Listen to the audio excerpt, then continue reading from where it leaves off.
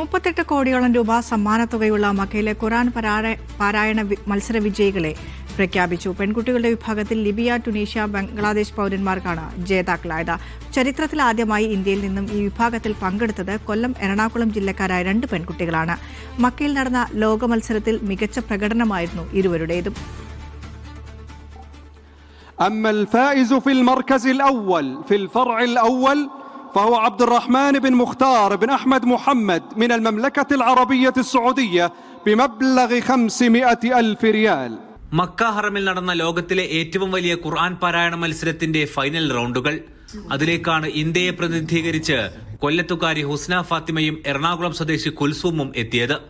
133 രാജ്യങ്ങളിൽ നിന്നും 334 പേർ. ഇവരായിരുന്നു ഫൈനൽ റൗണ്ടിൽ മാറ്റുരച്ചത്.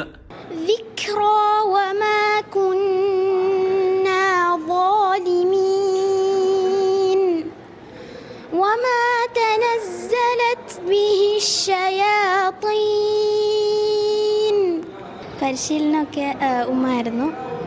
ഉമ്മയുടെ പരിശീലനത്തിലാണ് ഇവിടെ വന്നത്. ഖുർആൻ ഞാൻ ഉമ്മ തന്നെയാണ് എന്നെ പഠിപ്പിച്ചതും ഉമ്മ തന്നെയാണ് ഇതിലേക്ക് പരിശീലനം ചെയ്തത്. കൊല്ലം ജില്ലയിലെ കാരാളിക്കോണം സ്വദേശിയായ 12 വയസ്സ് മാത്രമുള്ള ഹുസ്ന ഫാത്തിമയെ ഖുർആൻ മനഃപ്പാഠമാക്കാൻ സഹായിച്ചത് 9ാം വയസ്സിൽ ഉമ്മ സുമയ്യയാണ്.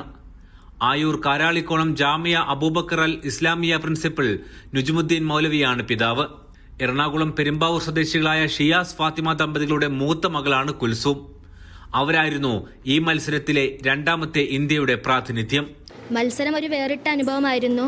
ഇത്രയും രാജ്യത്തെ കുട്ടികൾ ഉണ്ടായിരുന്നത് കൊണ്ട് തന്നെ അത്യാവശ്യം ടൈറ്റ് മത്സരമായിരുന്നു. പിന്നെ മൊത്തത്തിൽ വളരെ നല്ലൊരു അനുഭവമായിരുന്നു. ഇവിടുത്തെ കാര്യങ്ങളാണെങ്കിലും ഇവരുടെ പെരുമാറ്റ പരിചരണങ്ങളാണെങ്കിലും സൗകര്യങ്ങളാണെങ്കിലും എല്ലാം വളരെ നല്ലതായിരുന്നു. മത്സരത്തിന് പുറമെ മറ്റ് സ്ഥലങ്ങൾ സന്ദർശിക്കാനും മദീനത്ത് പോകാനും അതുപോലെ ഉംറ ചെയ്യാനും എല്ലാത്തിനുള്ള അവസരം ഇവർ ഒരുക്കിയിരുന്നു. അതുകൊണ്ട് വളരെയധികം സന്തോഷമുണ്ട്. പാണക്കാട് ജാമിയ അൽ ഹിന്ദ് അൽ ഇസ്ലാമിയ ക്യാമ്പസിൽ അവസാന വർഷ ഡിഗ്രി വിദ്യാർത്ഥിയാണ് കുൽസൂം. അവസാനഘട്ട മത്സരങ്ങൾ വരെ മികച്ച പ്രകടനം കാഴ്ചവെച്ചാണ് ഇരുവരും മടങ്ങുന്നത്.